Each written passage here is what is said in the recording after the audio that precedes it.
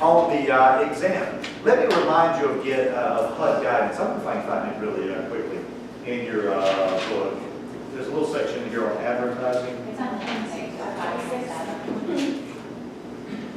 526, you said? 27?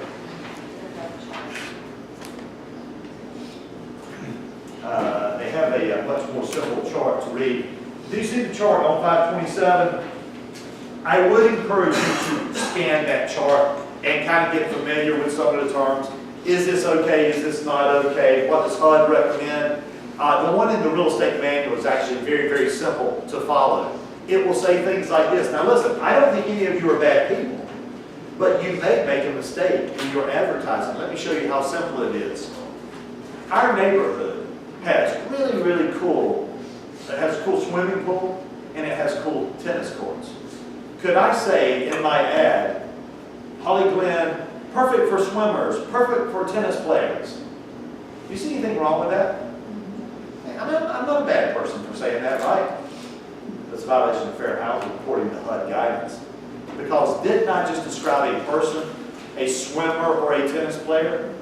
Could I say they had a great swimming pool and great tennis courts? That's okay, because now I'm describing a what? An amenity. What do you think about that? Walking paths, also. Perfect for walkers. Be careful. Be careful. People have disabilities. I actually had an agent was telling me his broker in charge flagged this ad. And I'm like, I don't know if I'd have been sharp enough to catch this. He was selling a condominium. And the condominium was described as just steps away from the clubhouse. Well, what's wrong with that? Yeah, but someone that's disabled in a wheelchair, not steps away from anything. And so he recommended that they use something to the effect of mirror clothes instead. Do I think it's overboard? It doesn't matter what I think. I'm going to go with the guidance that I feel like is appropriate. Do you remember what I told you earlier about not using religion or religious institutions as landmarks? That's HUD guidance. I didn't make that up. Okay? So one of these in here is permitted in mother-in-law suite. What did you say in-law suite? You know, at this point, I get questions about this all the time, and architectural structures typically have not been considered offensive at this point. I don't know that I would probably say in-law suite today instead of mother-in-law suite. Somebody's talking to me again, something I never would have picked up on. A walk-in closet. To me, a walk-in closet has always been a walk-in closet. But today they say they're using a different word. I can't remember the word. Spacious. I don't know what they're using on it.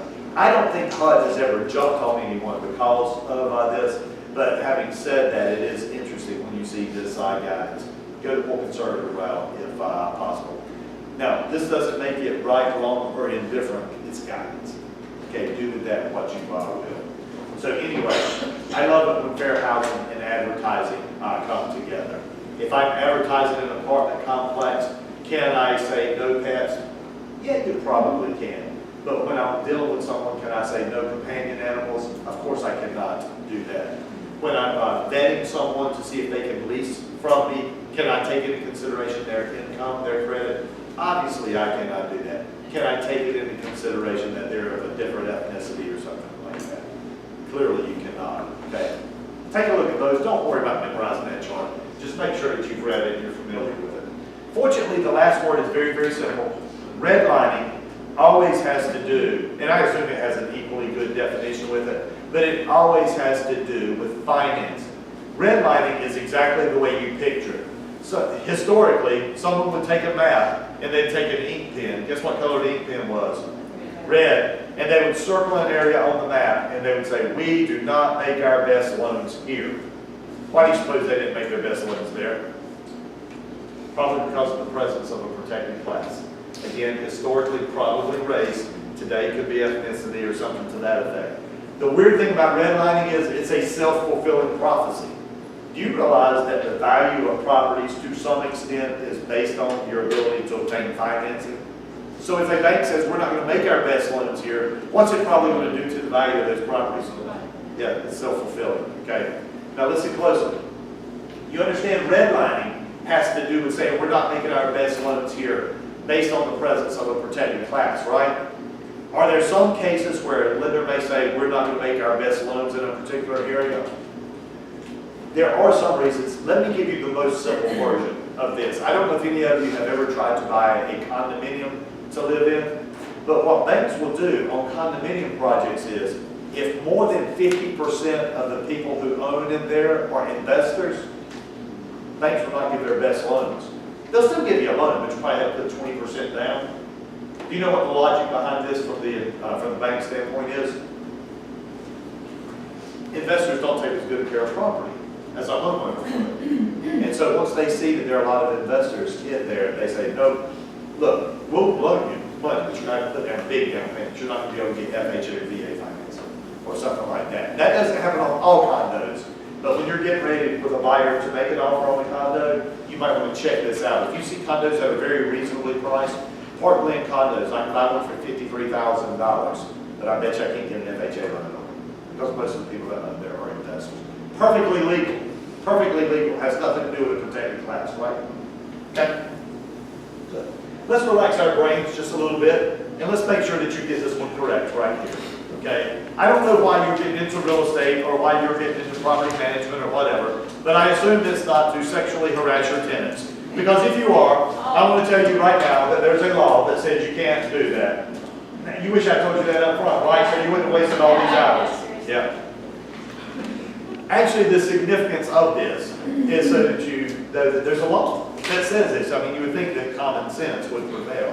But we had to create a law in North Carolina that says you cannot harass your tenants by offering things like larger apartments or lower rent in exchange for sex. If you have a pass key, please understand that your pass key should not be used to let yourself in to watch people showering, okay? We have a law that says this. These are not made up. These are all actual cases. Not only are you going to jail, you're probably going to go to hell if you do this. I think we got that. Okay, I cheated, remember. I told you that we're going to talk about 3 acts, and we're done. Because I talked about the Civil Rights Act, right? I talked about the federal, I talked about the State Fair Housing Act that I told you right at the end. I'm going to throw one more in sideways. And here's why this one's different. The American with Disabilities Act. You know, for test purposes, I don't usually get too bent out of shape about acronyms, but this is so commonly referred to as the ADA that this is one I would actually remember by its acronym as well. ADA, or American with Disabilities Act. Okay? Also, again, this is not the Dental Association. No, this is the American with Disabilities Act. Okay, here's the brief purpose of the American with Disabilities Act. The purpose is to provide reasonable access to public accommodations. Reasonable access, public accommodations. In other words, we're not talking housing now. We're talking about public buildings, like you're in right now. Reasonable access to public accommodations. Have y'all ever been to Disney World? Disney World has the greatest buses I've ever seen. I think it's so cool when they pull up to a curb and then they get and they lower themselves so you can come on with a wheelchair, or in my case, just because I'm really tired from walking so much, so I can just ease myself on. But those are the coolest buses. Why are they like that? Well, partly because Disney is pretty good people, but they're also because they have to be. Because reasonable accommodations also refer to transportation. You heard Era's story, restaurants. Okay, you heard my story. You look around this room, around this building. ADA was only passed in the late 80s and went into existence around the early 90s. Having said that, our generation has kind of come along, used to seeing the American with Disabilities Act. So in this building, from the time you got out of your car to the time you walked in, what are some of the accommodations that provided reasonable access? What do you think? The elevator. Not only the elevator, but the elevator is wide enough that someone can get in with a wheelchair and turn themselves around. What else in the elevator? I'm actually assuming that it has braille. I've never checked. Does anybody know? I think it does have braille. I've seen one that doesn't. Yeah, and that's what I'm saying. In some cases, it's so normal that you don't even think about it anymore. Okay, now you're up here. Look at that door right there. There's two things about that door that are interesting from a reasonable access. One is notice it's a double door. Anytime we want to, we can open that up, make it easier for people to get in here. And see that doorknob right there? Notice that it's not one of these. Why is it not one of these?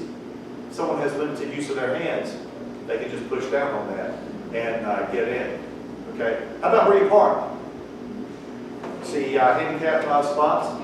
Okay? So all of this is because of the American with Disabilities Act. Reasonable access public accommodations. Have yourself examples of what this refers to. Transportation, restaurant, government buildings, movie theaters, banks, the whole 9 yards. Reasonable access, public accommodations. And from our discussion a little bit earlier, bless you, when you hear ADA, they actually refer to only one animal. It's a dog, a canine. When you talk about a service animal, that is actually a registered canine. Actually, that's a little bit facetious as well because they now recognize little horses. You ever seen the tiny horses? They will allow you to have a tiny horse in lieu of a dog as a service animal. Have you never seen them? Yeah. They were there. You should see this. Some of them do wear diapers. You know what else they wear? They wear little Nikes. They're the cutest things you ever see. So they don't floors and stuff like that. I'll show you one at the break. I'll pull one up and show them to you. Do you know why they use horses? And remember, I mean, they're miniatures. They're not bigger than a German Shepherd. But they live a long time. They're relatively intelligent. And think about the training that goes into one of these animals. You want it to live a long time if you're going to put a lot of training in. And clearly they're very durable as well. They're much stronger than a dog. The downside is they do poop everywhere. So you have to deal with that. Do older dwellings have to change, like do they have to build an elevator or? They have to. Or just unless someone. Normally what they have to do is there's a change of ownership. They have to move toward the ADA, but they don't have to completely be 100% compliant. I had a guy that told me when he bought a building, he bought an old office building, and he said that the budget had to be a percentage of the sale price. You have to be ADA compliant, but this is your budget. Once you go over that, you've come far enough. He blew his whole budget on those door handles right there because rekeying the whole building cost a substantial amount of money, and that was the budget that they had for ADA. When we bought our retail store years ago, we bought it in the mid-90s. It had existed long before we bought it. And at the time we had bought the retail store, I always wanted to have a store with my name on it, Barnett Sporting Goods, okay? But we bought a store called Athletic World. When we started looking into it, had we closed that building, that business down, if we closed that business down and then opened it as a new business, we would have had to been substantially compliant with ADA. Now, we're in a shopping center, so a lot of that stuff is taken care of by someone other than me. But the main thing we would have had to have done is we would have had to upgrade our toilet. Now, the toilet in our store was only there for use by our employees. I mean, it wasn't really a public toilet. I mean, granted, if you got a kid in an emergency, we would let them in there as well. But by keeping the property operating so it never shut down, and so we ended up keeping the same name, the same corporate structure, we just bought the whole thing, we didn't have to go through that accommodation. And because we were poor guys buying this property, it would cost us a substantial amount of money. And so we opted to go for path of least resistance on that. You see some of that. Okay. American with Disabilities Act. Anything else up there I need to hit? Oh, property that's covered by fair housing would be exempt. However, listen to this. Are there some properties that would be susceptible to both fair housing and ADA? Think about an apartment complex. Okay. Clearly the housing is going to be subject to fair housing, right? But how about the office? How about the office? I had a guy tell me they learned a tough lesson about this because their office was on the second floor of an apartment complex. You see a problem? How's everybody going to get there? And so what they ended up doing is they had to spend some money to take it down to a lower level, make it accessible to everyone. So an apartment complex The office would be ADA, the units would be fair housing. Okay? Something that's historic. Yeah, again, it's substantially compliant, but they would limit you from having to be fully compliant. Okay? That would be beyond reasonable, so to speak. Okay? And then, I keep saying finally, but I keep having other slides. This is going to come up in another chapter, but since we're talking about fair housing, I guess it was put in here as well. So let me go ahead and tell you now, when it comes up later in the finance chapter, you can say, we already have that, just move on. Look at the name of this act. Melissa, you've been doing the reading, so we'll let you tell us the name of the act as well, the Equal what? Equal credit. Equal Credit Opportunity Act. And this is going to prohibit discrimination in the lending process. Now, because we just talked about the 7 protected classes, we'll play a game on this, and you tell me what the differences are between the protected classes under the equal credit versus the protected classes under fair housing. Race the same? Yes. Say yes. Yes. Color? Yes. Yes. Religion? Yes. National origin? Yes. Sex? Yes. Age is not protected under fair housing, is it? Age is not protected, okay? Now, familial status protects kids in the home. But age, I said, here's what I'm going to do. One day when I'm 98 years old, I'm going to go into a bank and I'm going to apply for a 30-year loan. I can't wait until I'm 98. They can't use my age to discriminate against me. Now, by the time I'm 98, I probably won't have any income. They can use that to discriminate against me, but not my age. Marital status. That's interesting, right? Because in fair housing, it was familial status. But in this, it's marital status. This goes back to the days, hopefully this is not still today, and some of you will know this better than I would. This goes back to the day that a single woman would go to buy something or to borrow money, and the first question they get is, well, where's your husband at? You know? So this is why marital status is protected there. And then, the part about the public assistance programs, I know it's in red, but let me explain this to you just briefly, and I don't think you'll have to worry about studying it a whole lot. It cannot be used against you in applying for a loan that your income comes from a public assistance program. If you are legitimately getting this money from this program, that is income and it cannot be held against you. Ask Bank of America how much mistakes on this can cost. Bank of America was sued for a large amount of money based on this.